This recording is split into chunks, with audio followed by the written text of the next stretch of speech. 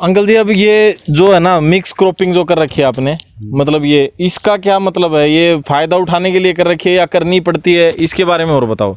એટલે करने की तो खास ज़रूरत नहीं है, लेकिन इसमें खर्च जो आ जाते हैं उसमें जितना थंबले का खर्च है, वायर का है, सब खर्च इसमें कॉपर में से निकल आते हैं एक साल में। अच्छा, जो दूसरी फसल है उसमें से खर्चा निकल जाता है? खर्चा निकल जाता है। ये डूंगरी डाला है हम लोग, प्याज हाँ, वो आगे मूव करेंगे उसको, इसमें से आगे भी प्याज है, आगे धनिया है, गोभी है। हाँ, इसमें से जो इसका खर्च होते हैं, हाँ, थंबले का है, तार का है, या नट का है, जो भी है वो एक क्रॉप में से हमारा निकल आता है। हाँ, एक फसल में से निकल आता है। एक फसल में उसको फसल को ऐसा ही पानी तो देना ही पड़ता है। हाँ, सही बात है। सब कुछ इसको करना ही पड़ता है। इसके साथ में और क्रॉप डालेंगे, इसमें से थोड़ा बहुत खर्चा इसका जितना होता है इतना निकल आता है। जो भी जगह है वेस्ट पड़ी है वो जगह भी यूज हो जाती है, वेस्ट जगह भी। हाँ, अभी फिलहाल ये बीच वाली जगह का कोई काम नहीं है, तो ये जगह में इंटरक्रॉप करके आप उसका फायदा ले सकते हैं ऐसा। हाँ, सही बात है।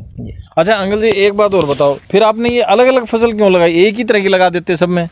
इसमें ना कि एक की तरह की लगाते हैं ना हम, भाव मार्केट उसको नहीं मिलते है। हम ये मगफली डाले ज़्यादा भूतड़ा है, हाँ, वो मार्केट में हम डालेंगे थोड़ा थोड़ा करके 100 किलो 200 किलो तन। हाँ, मतलब लोकल मार्केट में सारा बिक जाए, थोड़ा थोड़ा सारा बिक जाए, इसलिए इसकी बाजार मिलती है।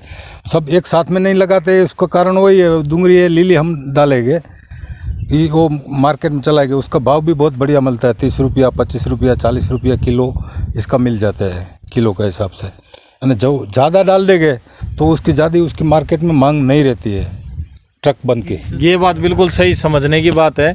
देख लो भाई, ये मतलब 2.5 एकड़ जो ज़मीन है ना, इसमें अंकल जी ने एक जैसी फसल नहीं लगाई। अगर एक में मार खा जाए आदमी तो दूसरे उसको उभार लेगी। यहाँ पे देखो अभी ये मूंगफली बो रखी हैं, 2 पटे हैं ये आप देख सकते हो, सीधे लंबे लंबे। इनमें 2 में मूंगफली, फिर 3 में 4 में प्याज, और फिर प्याज के बाद अंकल जी ये प्याज डालेंगे। हाँ, ये छोटी है, ये वाली छोटी प्याज रोपा है। अच्छा, ये रोप तैयार किया है। और फिर प्याज के बाद क्या बो रखा? उधर भी बो रखा था ना कुछ? बाद में धनिया है, मूरी है, गोभी है, चोरी है। हाँ, चौलाई देख लो कितनी तरह की, मतलब 15 तरह की सब्जियां बोली। अगर एक का भाव सस्ता होता है तो दूसरी महंगी जाएगी, मतलब आदमी नुकसान में जाएगा ही नहीं।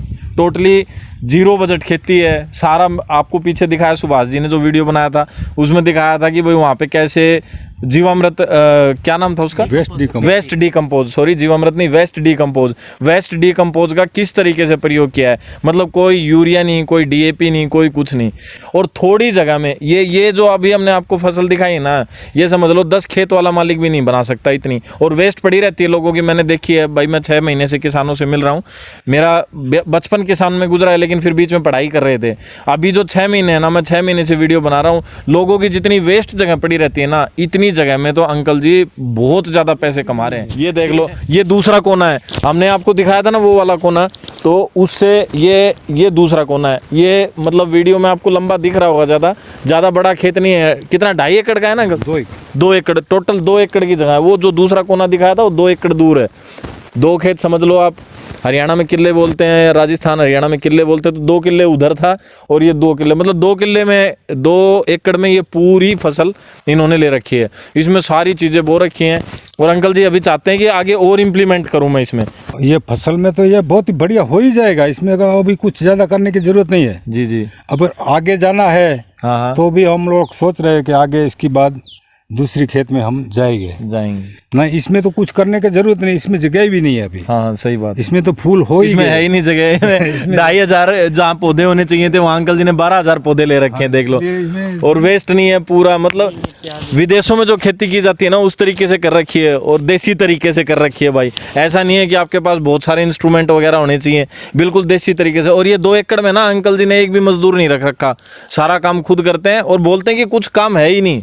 हमने अंकल जी से 2-3 बार बात की, बोलते हैं कुछ काम नहीं है यार यहाँ पे। बोला इसको, जो ये ड्रैगन फ्रूट है आप ये देख रहे हो, इसको तो ज़्यादा किसी चीज़ की ज़रूरत ही नहीं होता है। कैक्टस प्रजाति में आता है, तो इसमें क्या है, इसको ज़्यादा टेंशन नहीं है, ये आराम से हो ही जाता है। अंकल जी बता रहे हो कि ये बेकार से बेकार ज़मीन पे ज़्यादा बढ़िया होता है, नहीं?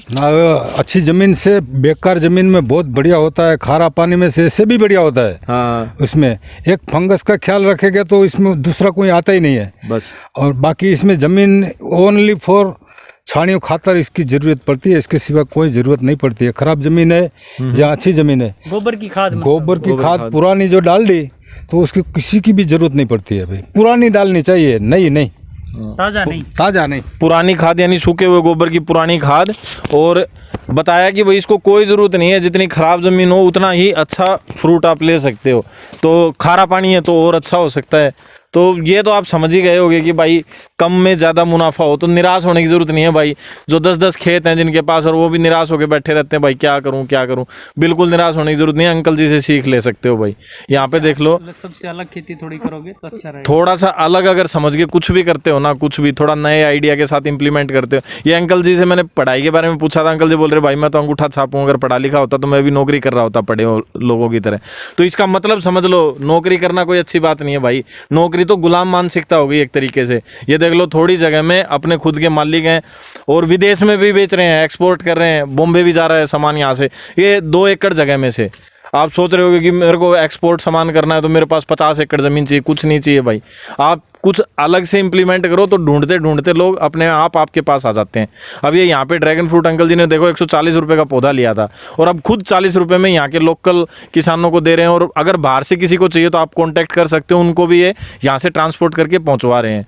तो देखो, और एक और काम की बात बता रहा हूँ, मेरे को अंकल जी ने बताई, मेरे को पता भी नहीं था। टोटल जितना फ्रूट है ना, फ्रूट टोटल फ्रूट का सिर्फ 5% इंडिया में पैदा हो रहा है। ड्रैगन फ्रूट की जितनी डिमांड है, अगर मान लो 100 किलो हमारे देश में खपता है तो सिर्फ 5 किलो ही हमारा देश पैदा कर रहा है, बाकी सारा वियतनाम से और बाहर से ही आ रहा है।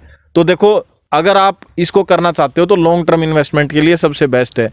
डेंगू के टाइम पे इसकी सबसे ज़्यादा डिमांड रहती है और इसका डेंगू के टाइम में डिमांड रहती है और प्लस में इसका 200 से 250 रुपये रेट अभी चल रहा है।